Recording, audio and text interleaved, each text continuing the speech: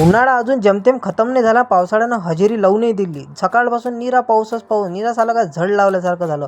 मग काय मी म्हटलं पकोडे तळ्या, पकोडे काय तळता म्हटलं, जाऊ द्या म्हटलं पोंगेच तळ्या म्हटलं. मग काय मस्त बड्यापैकी पोंगे तळले, एकच नंबर लागे, cutter cutter cutter cutter crunchy लागे एक नंबर. तर तसंच पोंग्यासोबत तर आलू खात असते. म्हटलं जाऊ द्या ना, आता कुठं दुष्काळात तेरा मे काय काय खातात, जाऊ दे म्हटलं पण पोंगेच बरे म्हटलं. मग काय दुसऱ्या दिवशी मस्त ब्रश बिश करून राहिलो, तर बरं झालं ते पाऊस बीस थांबला होता. पण तरी पण हे याचं वातावरण होतं, कायचं ढगाळ वातावरण होतं. मग तिकून आई म्हणते, बाबूरे म्हणते दुकानातून हे घेऊन ये म्हणते. मग काय मी गेलो रे बा, काढली गाडी आपली मस्त बड्यापैकी, स्लिपही लई मारवली होती, कारण का ओले रस्ते होते.